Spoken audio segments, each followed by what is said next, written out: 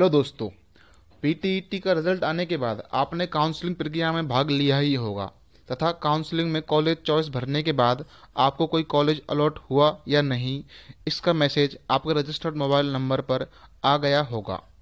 तो अब आप ये चेक करना चाहते हैं कि आपको कौन सा कॉलेज अलॉट हुआ है तथा उसके बाद का क्या प्रोसेस है।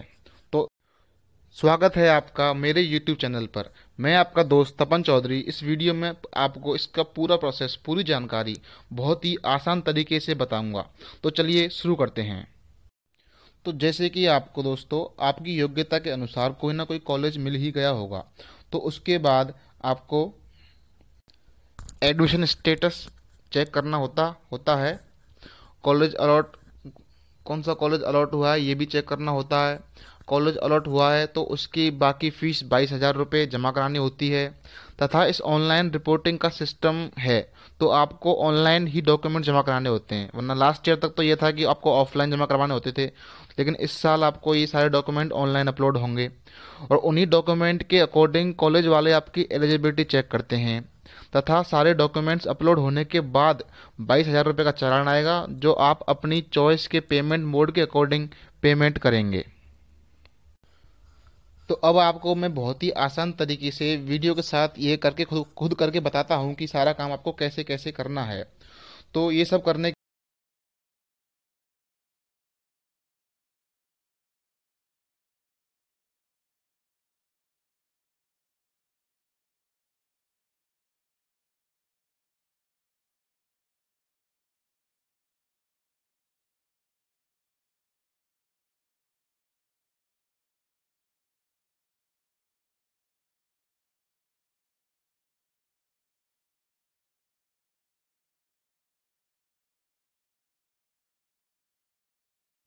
यहाँ सबसे पहले आपको click here for BEd 2 year course पर क्लिक करना होता है। तो यहाँ पर आपको 2 ईयर कोर्स की पूरी जानकारी दी गई है। जैसे कि आप पहले चेक करते आ रहे थे, आपने पहले रिजल्ट चेक किया था, आपने अपना एप्लीकेशन फॉर्म वगैरह प्रिंट करवाने के लिए यहाँ पे चेक किया था, तो उसी के अनुसार आपको नीचे यहाँ पे प्रिंट अलॉटमेंट लेटर लिखा हुआ है जिस पे क्लिक करके प्रिंट आपको अलॉटमेंट लेटर पे आगे क्लिक बढ़ना करने है। के तो बाद यहाँ आपको पे ये वाला क्लिक करना परफॉर्मा होगा। खुल जाएगा जिसमें कि आप देख सकते हैं रोल नंबर लिखा हुआ है, काउंसलिंग आईडी लिखी हुई है तथा डेट ऑफ बर्थ लिखी हुई है। तो रोल नंबर आपको आपको पता ही होगा, और नहीं पता तो जो आपने रिजल्ट निकाला है या फिर आपने जो फॉर्म भरा है उसमें लिखा हुआ है तो वहाँ से आप रोल नंबर देख सकते हैं। और काउंसलिंग आईडी भी आपके रिजल्ट में आपको लिखी हुई मिल जाएगी। तथा यहाँ पे काफ़ी सारे पेमेंट ऑप्शन दिए हुए हैं जिनमें से पहला है ICICI बैंक चालान, जो आप बैंक के थ्रू कर सकते हैं बैंक में जाके।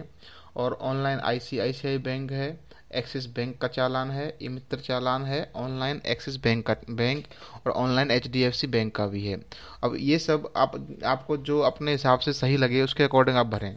अगर आप चालान निकलवा के बैंक के जाके भरना चाहते हैं तो आप वो करें, अगर आप ऑनलाइन करवाना चाहते हैं तो आप ऑनलाइन करवाएं, और जो सी बैंक आपको सही लगे उसी के हिसाब से आप ये सब कर सकते हैं। फिर आपको ये लॉगिन करना पड़ेगा। लॉगिन करने, ये सारी डिटेल्स भरने के बाद लॉगिन करना है, और लॉगिन करने के बाद आपको एक नया परफॉर्मा खुल जाएगा जिसमें कि आपको सब कुछ लिखा हुआ दिखेगा, roll number, name, mother's name, gender, challan number, father's name, date of birth, category, और आपको जो भी कॉलेज अलॉट हुआ है वो भी लिखा हुआ मिल जाएगा तथा आपका कॉलेज का जो एड्रेस है वो सबको लिखा मिल जाएगा। अब इस पेज पे आप जैसा कि आप देख सकते हैं कि आपको डॉक्यूमेंट्स अपलोड करने हैं। तो डॉक्यूमेंट्स में आपका पहला डॉक्यूमेंट है upload UG part first marksheet. आपको फर्स्ट ईयर की मार्कशीट इसमें करनी है जो आपने ग्रेजुएशन में किया है, उसी की सेकेंड ईयर की मार्कशीट भी अपलोड करनी है। और थर्ड नंबर पे लिखा हुआ है थर्ड ईयर की मार्कशीट करनी है अपलोड। उसके बाद चौथे नंबर पर लिखा हुआ है upload handwritten self declaration format. तो वो आपको इसमें नीचे, यहाँ पे नीचे लिखा हुआ है sample for self declaration certificate. यहाँ पे क्लिक करने के बाद आपको वो भी खुल जाएगा कि आपको किस तरीके से लिखना है, क्या लिखना है, वो सब कुछ आपको लिखा हुआ मिल जाएगा इसमें। और पाँचवें नंबर पे आपको अपनी सेल्फी लगानी है। और सिक्स, आपको एक अपना, अगर आप कास्ट सर्टिफिकेट लगाना है अगर आप एलिजिबल हैं तो। अब डॉक्यूमेंट अपलोड करने के लिए सबसे पहले आपको अपलोड डॉक्यूमेंट पे क्लिक करना पड़ेगा। तो फिर अपलोड डॉक्यूमेंट पे क्लिक करने के बाद आपको एक दूसरा परफॉर्मा खुल जाएगा जैसा कि आप देख सकते हो। तो इसमें आपको जो भी डॉक्यूमेंट अपलोड करना है उस पर क्लिक कीजिए। मान लो आपको फर्स्ट ईयर की मार्कशीट करनी है तो उसमें क्लिक करनी है। फिर यहाँ से आपको फाइल चूज़ करनी है। तो यहाँ पे आप क्लिक करेंगे तो जहाँ भी आपकी फ़ाइल सेव है या मोबाइल में या कंप्यूटर में, वहाँ से आप उस फाइल को लीजिए, आपका लिखा आएगा कि डॉक्यूमेंट सक्सेसफुली अपलोड हो चुका है। उसी तरीके से आप सेकेंडरी मार्कशीट भी अपलोड कर सकते हैं सेम, और सेम उसी तरीके से आपका जो नेक्स्ट डॉक्यूमेंट है, आपको जितने भी जो डॉक्यूमेंट हैं सारे आप इसी तरीके से अपलोड कर सकते हैं। लेकिन यहाँ पे एक बात यह है कि आपके सारे डॉक्यूमेंट या तो फोटो जेपीजी फॉर्मेट में होने चाहिए, और सारे डॉक्यूमेंट्स की जो साइज़ है वो डॉक्यूमेंट 300 अपलोड KB से करने कम हो तो ही सही रहेगा। अब ये मैं देखिए थर्ड ईयर की मार्कशीट आपको अपलोड करके दिखा देता हूँ। तो ये मैंने थर्ड ईयर की मार्कशीट अपलोड कर दी। अभी क्लिक कीजिए, फिर आप जैसे upload handwritten self declaration format करने के लिए भी इसको मैंने क्लिक किया, फॉर्म फाइल खोल लिया, तो फाइल को भी यहाँ से मैंने अपलोड कर दिया। इसी तरीके से आप भी कर सकते हैं। अब एक सेल्फी भी लगानी है आपको, तो सेल्फी भी आपको ऐसे ही फाइल चूज़ करके अपलोड करनी पड़ेगी उसी हिसाब से। आप खोलिए और उसको अपलोड कर दीजिए। अब सेम इसी तरीके से आपको जो लास्ट डॉक्यूमेंट हैं आपके जो करने हैं वो सारे आपको ऐसे अपलोड करने पड़ेंगे।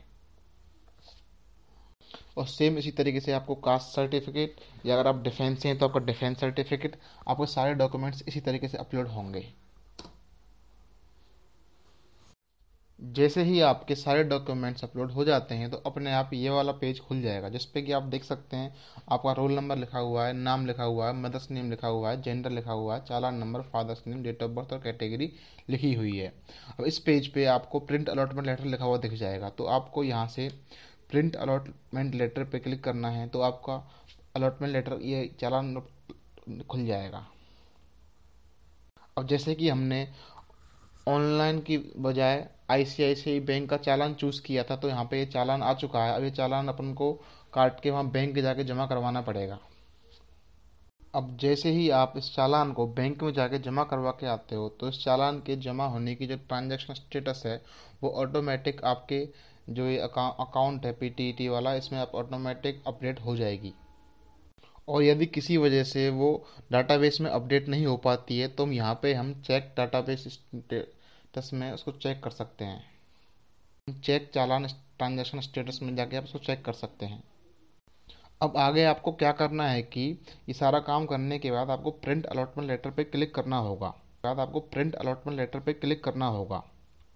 अब यहाँ आपको फिर से रोल नंबर, काउंसलिंग आईडी और डेट ऑफ बर्थ भरनी है। उसके बाद आपको यहाँ पर नीचे आप देखेंगे तो फिर से वो दिया गया है जो आप पहले भर चुके हैं। तो यहाँ पे अगर आप ऑलरेडी वो 22,000 की फीस आप जमा करवा चुके हैं, you have already deposited fees for challan number this, please use this challan number for further process. अब हम यहाँ पे हमको एक प्रिंट अलॉटमेंट लेटर नाम का एक ऑप्शन दिख रहा है, अब हम उस पर क्लिक करेंगे। तो उस पर क्लिक करते ही हमको हमारा अलॉटमेंट लेटर दिख जाएगा, जिसमें हमें सब कुछ लिखा हुआ दिख जाएगा। आपका नाम, जेंडर, एड्रेस, रोल नंबर, आपको कौन सा कॉलेज मिला है, आपकी कौन सी फैकल्टी है, आप कौन सी कैटेगरी से आते हो, और आपको कितने मार्क्स हैं, सब कुछ आपको लिखा हुआ मिल जाएगा। इस लेटर की आपको हार्ड कॉपी प्रिंट निकलवा लेनी है, क्योंकि यही लेटर वहाँ पे आपको कॉलेज में जाकर जमा करवाना पड़ेगा। और आगे आपको क्या करना है, किस डेट को कॉलेज में रिपोर्ट करना है, कि आपके लिए आगे क्या इंस्ट्रक्शंस हैं, वो सब कुछ आपको इसमें लिखे हुए मिल जाएंगे। तो उन रिपोर्टिंग डेट के अंदर अंदर ही आपको ये सारा काम करना होगा, क्योंकि वो डेट निकल जाने के बाद महाविद्यालय या कॉलेज आपके डॉक्यूमेंट रिलेटेड कोई भी काम नहीं करेगा, ना ही मानेगा। तो इस तरीके से आप अपना अलॉटेड कॉलेज देख सकते हैं, तथा इसी के साथ जो आपको अलॉटमेंट लेटर मिला है इसको भी प्रिंट कर सकते हैं। आशा करता हूं कि आपको सब कुछ बहुत ही अच्छी तरीके से समझ में आया होगा। अगर आपको कोई भी डाउट है, अगर आपको मुझसे कुछ भी पूछना चाहते हैं, तो बिल्कुल आप कमेंट में अपना क्वेश्चन लिखें, मैं आपको हर कमेंट का पूरी तरीके से जवाब दूंगा। वीडियो को देखने के लिए धन्यवाद। आपका दिन शुभ हो।